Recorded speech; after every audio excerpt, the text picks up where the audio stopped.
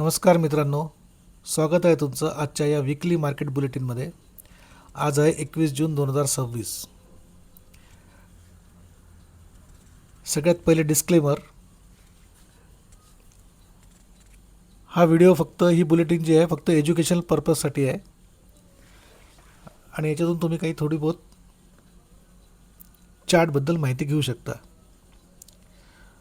तर मित्रांनो, सगळ्यात पहिले आपण ओव्हरऑल मार्केट स्ट्रक्चर म्हणजे निफ्टी 50चा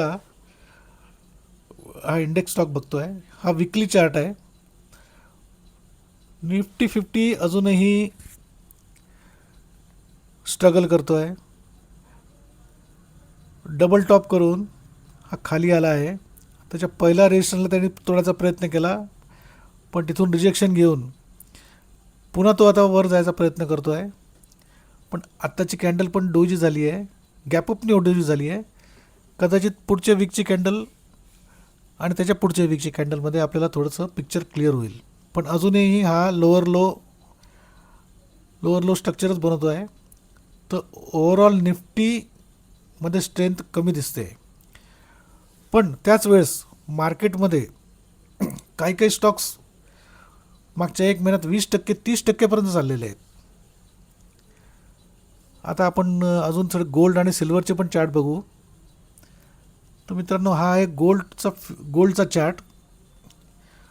गोल्डच्या चार्टनी पण ऑल टाईम हाय लावून आता मागच्या वीकची पण कॅन्डल त्यांनी निगेटिव्ह कॅन्डल दिली आहे, रेड कॅन्डल दिली आहे. आणि स्ट्रक्चर याचं पण अजूनही वीक आहे. तर सध्या गोल्डसाठी वेट अँड वॉच ही पॉलिसी बेस्ट राहणार आहे. मित्रांनो, हा आहे सिल्वरचा चार्ट. सिल्वरच्या चार्टमध्येही सिल्वर पण अजून वीक आहे. सिल्वरमध्येही निगेटिव्ह कॅन्डल बनली आहे मागच्या वीकची. आणि हा रेजिस्टन्स जोपर्यंत तोडत नाही तोपर्यंत या चार्टमध्ये किंवा सिल्वरमध्ये इन्व्हेस्ट करण्यात काही पॉईंट नाही आहे. आणि गोल्ड आणि सिल्वरचा जर का आपण कंपॅरिझन केली तर सिल्वर हा थोडा वीक आहे गोल्डपेक्षा. पण दोन्हीसाठी गोल्ड आणि सिल्वरसाठी आपल्याला वेट अँड वॉच पद्धतीने थोडं काम करावं लागणार आहे. पुढच्या 2-3 आठवड्यात थोडं पिक्चर क्लिअर होण्याची शक्यता आहे. मित्रांनो, हा बघा क्रूड ऑइलचा चार्ट आहे. सध्याची काही जिओपॉलिटिकल हालचाली सुरू आहेत, त्याच्यामुळे क्रूड ऑइल बऱ्यापैकी डाऊन झाला आहे. $80 पर बॅरलच्या रेट आहे सध्या, जो की मागच्या वेळेस जानेवारी 2025मध्ये जो रेट होता 80 बॅरल, तोच त्याच रेटपर्यंत आपण आलो आहे आता. आणि मार्केटमध्ये असंच जर का क्रूड ऑइलचं कंडिशन राहिली तर ओव्हरऑलच मार्केटसाठी चांगली गोष्ट आहे. आता नेक्स्ट आपण काही सेक्टरल चार्ट बघू. म्हणजे मार्केट जरी बिअरिश असलं तरी हे सेक्टर्स बऱ्यापैकी काम करतात आहे आणि याच्यात खूप स्ट्रेंथ दिसते. तर पुढच्या 3 महिने ते 6 महिन्यापर्यंत या सेक्टरमध्ये डेफिनेटली स्ट्रेंथ राहण्याची शक्यता आहे. प्रॉबिलिटी तशीच दिसते. तर हा आहे निफ्टी हेल्थकेअरचा चार्ट. हा वीकली चार्ट आहे. हा पण चार्ट मित्रांनो बघा, ऑल टाईम हाय करून जास्ती खाली न जाता एका रेंजमध्ये राहून या रेजिस्टन्सला तोडायचा आणि चार्टने भरपूर प्रयत्न केला. शेवटी इथे त्यांनी मोठ्या कॅन्डलनी फोर्सफुली हा रेजिस्टन्स तोडला आहे. हा रेजिस्टन्स तोडल्यावर त्यांनी पुन्हा या रेजिस्टन्सला रिटेस्ट केलं आणि रिटेस्ट करून हा पुन्हा आता वरच्या बाजूला मूव्ह होतो आहे. तर निफ्टी हेल्थकेअरमध्ये जे स्टॉक्स आहेत त्या स्टॉक्समध्ये तुम्ही इन्व्हेस्ट करू शकता.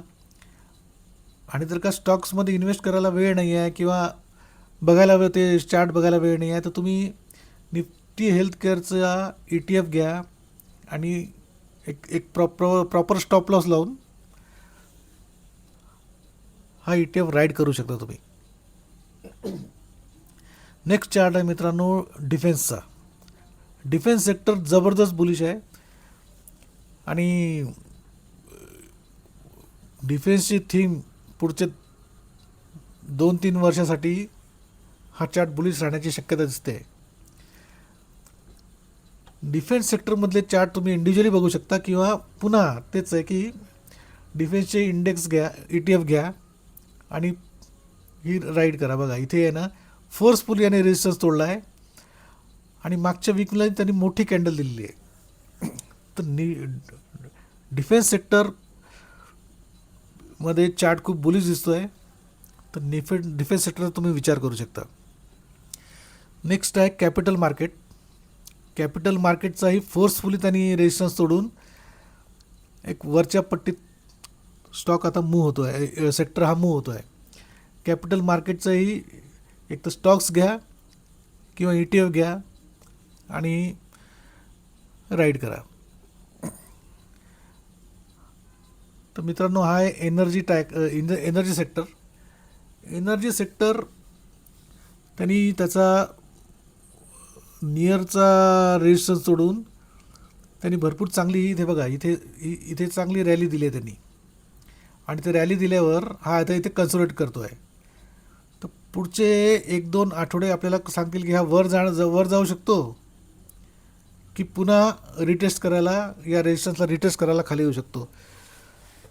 तर हा पण एनर्जी सेक्टर थोडा वेट अँड वॉचमध्ये आपण बघू शकतो की ठेवू आणि बघू नेक्स्ट टाईम काय प्रॉबिलिटी होते, कशा प्रकारच्या कॅन्डल्स बनतात आहे. बघा मित्रांनो हा मिड कॅपचा चार्ट सेक्टर आहे. जबरदस्त चार्ट आहे. कंटिन्यू एका लेवलपर्यंत करून पुन्हा इथे गॅपअपनी त्यांनी ती रेजिस्टन्स ब्रेक केला आहे आणि या रेजिस्टन्सच्या इथे त्यांनी जवळपास 1-1.5 महिना काढला आहे. 1-1.5 महिना काढल्यानंतर जबरदस्त गॅपअपनी त्यांनी तो हे केला आहे, ब्रेक केला आहे रेजिस्टन्स. तर मिड कॅप ETF किंवा मिड कॅपमध्ये असलेले स्टॉक्स याच्यामध्ये तुम्ही वर म्हणजे चांगले रिटर्न्स मिळण्याची प्रॉबिलिटी आहे. सेम चार्ट जसा मिड कॅपचा आहे तसाच हा इंडिया मॅन्युफॅक्चरिंगचा आहे. यांनी पण आपला रेजिस्टन्स ब्रेक केला इथे गॅपअपनी आणि इथे अजून काही दिवस तो काढू शकतो कारण की गॅपअपनी केल्यावर त्याला थोडा रेजिस्टन्स आला आहे. तर या चार्टलाही थोडं वेट अँड वॉच करून किंवा एक प्रॉपर स्टॉप लॉस लावून याच्यावर पुढे काय होतं ते बघावं लागेल. मित्रांनो हा निफ्टी नेक्स्ट 50चा चार्ट जो ज्युनियर निफ्टीचा आहे. त्यांनी पण त्याचा नियर बाय रेजिस्टन्स तोडला आहे. ऑल टाईम हायच्या भरपूर दूर आहे पण हा रेजिस्टन्स त्यांनी तोडून गॅपअपनी तोडला आहे. त्यामुळे इथेही आपण बघू शकतो की पुढच्या 1-2 आठवड्यात कशा पद्धतीने हा चार्ट मूव्ह करतो त्याच्यावर पुढचं डिसिजन आपल्याला घेता येईल. निफ्टी कमोडिटीज चार्ट बघा मित्रांनो हा ऑल टाईम हाय होता. त्यांनी इथे ब्रेक करायचा प्रयत्न केला पण पुन्हा खाली आला. इथे त्यांनी फोर्सफुली हा रेजिस्टन्स ब्रेक केला, पुन्हा रिटेस्ट करायला आला तो रेजिस्टन्स आणि आता पुन्हा वरच्या बाजूने जाण्याची प्रॉबिलिटी दिसते. आणि हा जो स्टॉक आहे निफ्टी बँकचा चार्ट आहे. हा निफ्टी बँक जर का इंडिया स्टोरी पॉझिटिव्ह आहे तर निफ्टी बँकनी परफॉर्म केल्याशिवाय ओव्हरऑल मार्केटमध्ये पॉझिटिव्ह सेंटिमेंट्स होणं कठीण आहे. त्यामुळे निफ्टी बँकला परफॉर्म करावंच लागणार आहे. पण सध्या मागच्या आठवड्यात त्यांनी रेजिस्टन्सला टच केला आहे, अजून फोर्सफुली काही तोडलं नाही आहे. त्यामुळे इथे कदाचित एखादी निगेटिव्ह कॅन्डल वगैरे येऊ शकते. पण ओव्हरऑल जर का त्यांनी हा नियर बाय रेजिस्टन्स तोडला तर तो ऑल टाईम हायच्या दिशेने त्याचा प्रवास सुरू करेल. तर या पद्धतीने आहे. तुम्हाला जर का हा व्हिडिओ आवडला असेल तर कृपया लाईक, कमेंट आणि शेअर करा. थँक्यू.